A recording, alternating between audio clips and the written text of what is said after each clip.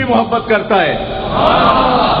جو سنی مدینہ منورہ میں گلیوں میں پھرنے والے جانوروں سے بھی محبت کرتا ہے، اس سے کیسے متصور ہے کہ وہ ان کی محبت دل میں نہیں رکھے گا جن کے لیے مصطفیٰ علیہ السلام نے فرمایا علی منی وانا منہ، حسین منی وانا من الحسین، فاطمہ تو بضعۃ منی، فاطمہ میرے جگر کا ٹکڑا ہے، علی مجھ سے ہے میں علی سے ہوں، اور حسین مجھ سے ہے میں حسین سے ہوں. جب مصطفیٰ علیہ السلام کے قدموں سے لگنے والی مٹی اہل سنت اپنی آنکھوں کے لیے شفا سمجھتے ہیں، تو جو اہل بیت رسول اللہ سے ہیں ہر سنی کا دل انہی کے نام سے دھڑکتا ہے اور انہی کی محبت میں دھڑکتا ہے.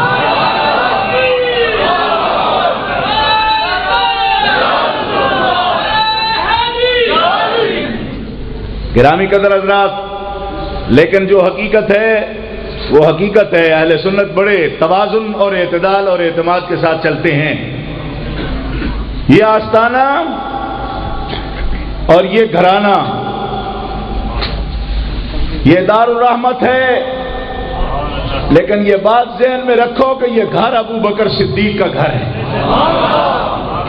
پھر سے دوہرا کے کہتا ہوں، یہاں فیضان اہل بیت کا بھی شامل ہے.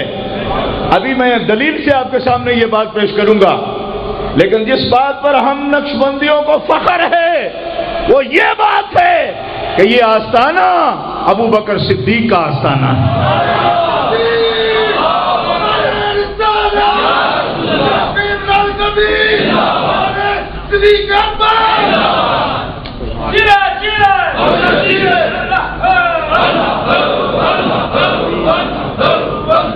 گرامی قدر حضرات، توجہ فرمائیے. حضرت سیدنا ابو بکر صدیق امام ہیں ہمارے سلسلہ عالیہ کے. حضرت ابو بکر صدیق شہنشاہ صداقت،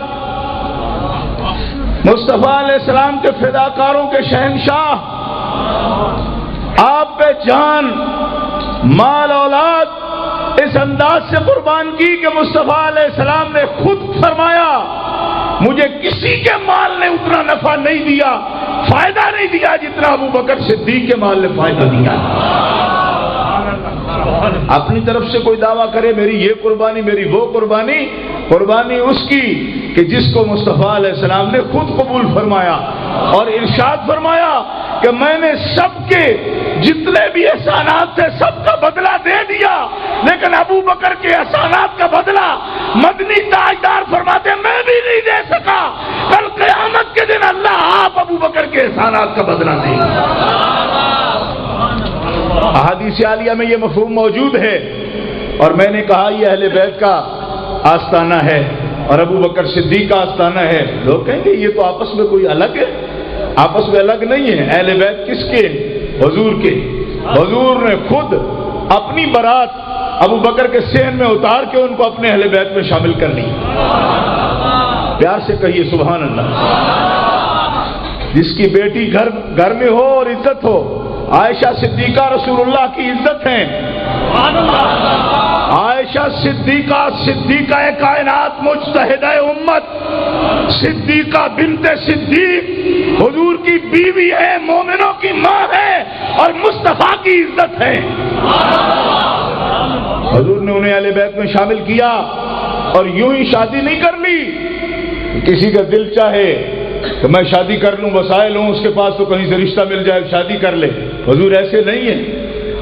ما ينطق عن الهوى ان هو الا وحی یوحى. حضور تو تب تک بات ہی نہیں کرتے جب تک ان کا اللہ انہیں بلاتا نہیں. یہ کوئی عام سی شادی نہیں کہ حضور کی پسند تھی تو آپ نے شادی کر لی. نہ، حضور فرماتے ہیں کہ مجھے جبریل امین نے بتایا کہ آپ کا اللہ چاہتا ہے کہ آپ عائشہ سے شادی کر لیں.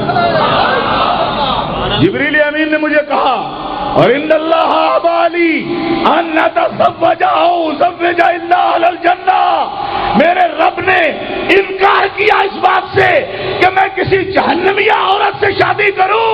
میرے رب کا فیصلہ ہے اے محمد تو جنتی عورتوں سے شادی کرے گا اور جن کے گھروں میں تیری بیٹیاں ہوں گی وہ سب جنتی ہوں گی.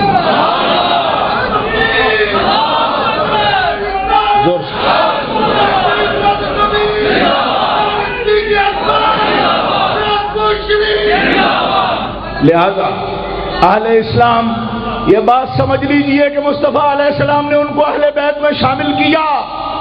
آج یہ مسلمہ بات ہے، حضور نبی کریم علیہ السلام کی شادی ہوئی سیدہ عائشہ صدیقہ سے، اور یہ صرف شادی نہیں ہے، ذرا توجہ فرمائیے، سیاستہ میں یہ حدیث موجود ہے، مصطفیٰ علیہ السلام نے حضرت فاطمہ الزہرا خاتون جنت سیدۃ النساء العالمین حضرت فاطمہ الزہرا سے فرمایا فاطمہ جو مجھے راضی کرنا چاہتا ہے وہ عائشہ کو راضی رکھے۔ آپ نے توجہ نہیں فرمائی کہ کسی حضور فرما رہے ہیں؟ حضرت سیدہ فاطمہ الزہرا سے فرما رہے ہیں فاطمہ جو محمد کو راضی رکھنا چاہتا ہے وہ عائشہ کو راضی رکھے۔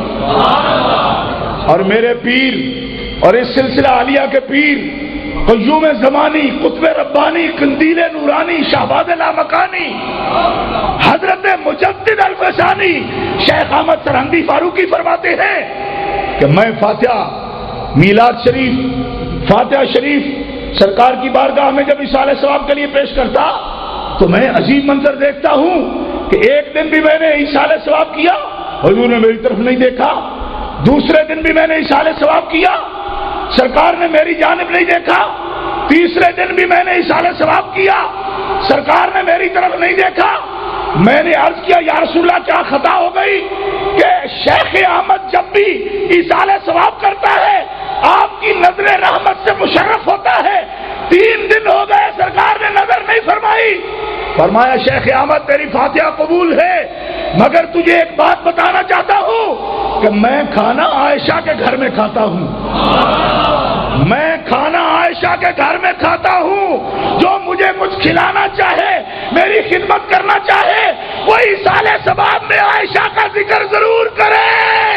حضرت شیخ احمد فرماتے ہیں اتفاق سے 3 دن کے فاتحہ شریف کے ایصال میں میں ازواج مطہرات کا نام نہیں لے سکا تھا، سرکار نے ناراضگی کا اظہار فرمایا، اور اس کے بعد حضرت مجدد مکتوبات کے دفتر سوم میں فرماتے ہیں اے نقشبندی صوفیوں جب بھی اصالہ ثواب کرو تو اس بات کا خیال رکھو کہ جب تک عائشہ کا نام نہ آئے سرکار خوش ہو کے غلاموں کا ہدیہ قبول ہی نہیں فرماتے۔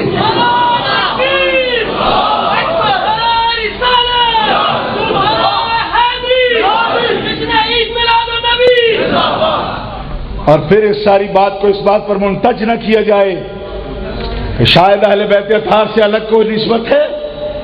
آؤ نقش بندی سلسلے کے شجرے یہاں لگے ہوئے ہیں، شجرہ طریقت یہاں لگا ہوا ہے، اکثر صوفیاء کے پاس وہ موجود ہے، طالبوں کے پاس موجود ہے، اٹھا کے دیکھو۔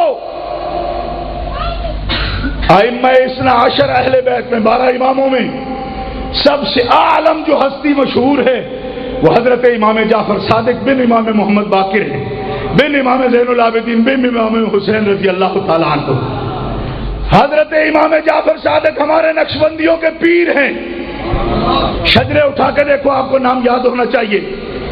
امام جعفر صادق نقشبندیوں کا شجرہ امام جعفر صادق تک جاتا ہے۔